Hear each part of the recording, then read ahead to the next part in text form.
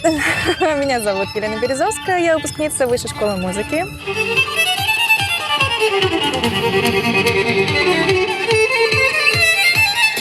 Сама я родом с города Ленска, начала обучение там в музыкальной школе на скрипке, фортепиано. Окончила и решила, что скрипка — это мое будущее, и пошла дальше получить образование.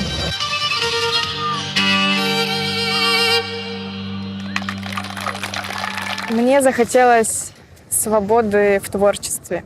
То есть, получается, у меня работа в оркестре, мы подчиняемся дирижеру и все делаем, как нам скажут, играем то, что нам скажут. Не всегда играем то, что хочется. Поэтому я решила, во-первых, начать записывать каверы в Инстаграме, глядя на большие города, взять колоночку. У меня первая колоночка была там за 3000 рублей с ужасным звуком. И выйти, попробовать, как отреагируют люди.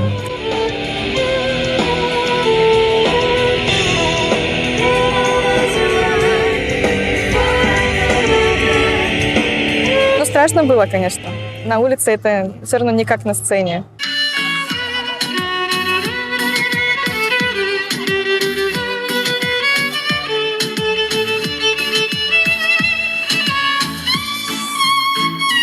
Мы вышли на площадь Ленина, и пришла охрана и сказала, что нужно разрешение с мэрии брать на концерты на площадях, а возле домов можно. То есть это неправильно же, как возле домов сидишь, стоишь, играешь и мешаешь людям, там мало ли дети или что. Тоже не хочется людей напрягать. И решили, что надо добиться все-таки разрешения официального на площади Ленина, потому что, это центр города, это же, очень круто. В итоге одобрили мне всего 1 час в неделю по средам с 19:00 до 20:00.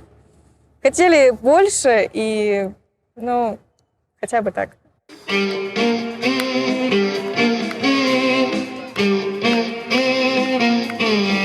Я хочу играть не просто как копирка голоса, я всегда оставляю свои импровизации какие-то. То есть я не выучиваю что-то там, свои импровизации, и каждый раз играю на то же. Я на улице стараюсь как-то разнообразить, потому что мне интересно. Я пытаюсь что-то новое придумать, какую-то нотку ставить или интонацию и людям. То есть они не слушают каждый раз одно и то же. И этому я научилась на улице. Я могу сказать о разнице на акустической скрипке играть и на электро. Это вообще разные вещи.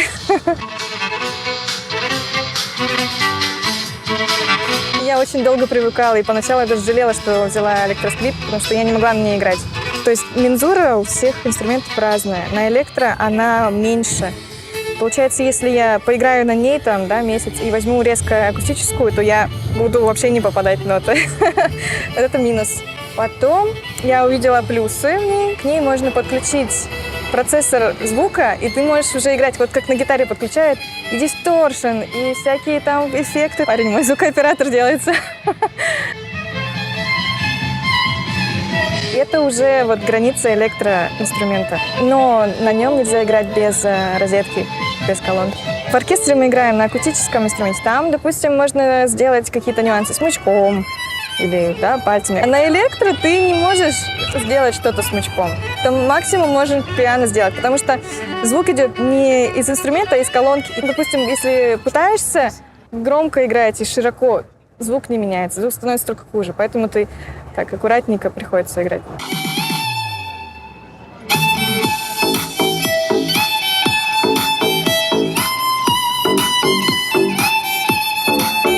Сейчас я проучила своих ведущих и организаторов праздника, что только электро, только через этот, и никаких микрофонных стоек, то есть электроскрипка, радиомикрофон, и я независима ни от чего, ни от проводов, ничего.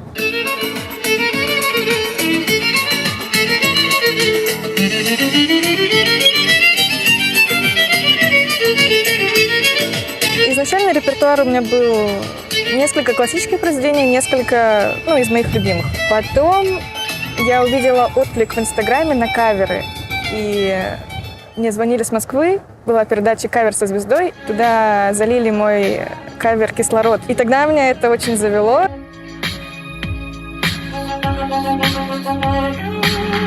Это очень здорово, это супер круто, это просто невероятно, Елена. Во-первых, вы артист, это видно сразу, потому что вы взаимодействуете, и то, как вы стреляете глазами, это не может не радовать, и я не могу не обращать на это внимания. Мне нравится играть более лиричные произведения, потому что когда играешь их, ты отключаешься от всего, и просто в музыке ты как будто про себя поешь, и поешь через скрипку.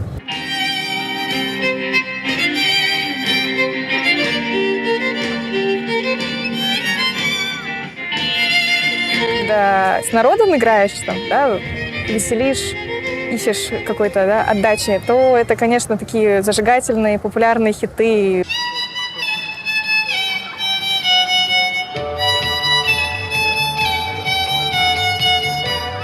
Но это тоже интересно играть. То есть ты подходишь к человеку, ему там вот эту первую темку сыграл, там припев, допустим, и он уже улыбается, и, там аплодирует или там стоит, танцует.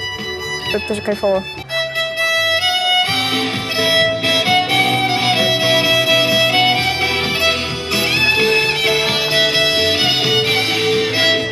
Мне очень часто стали писать, даю ли я частные уроки, но я не даю частные уроки. Вот, и я даю номера молодых преподавателей. Интересно, всегда все равно надо попробовать.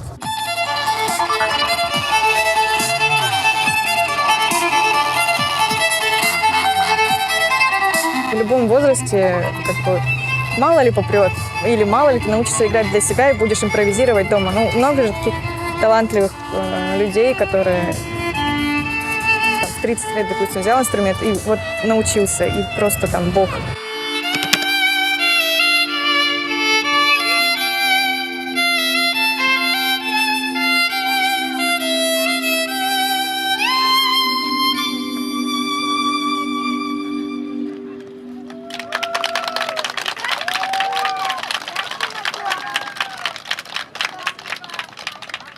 Восточно-Сибирский лицей приглашает на обучение с 1 по 11 классы. Учебный план соответствует федеральным образовательным стандартам. Лицей предлагает программы с углубленным изучением биологии и химии, а также экономики и права. Телефон 36 97 92.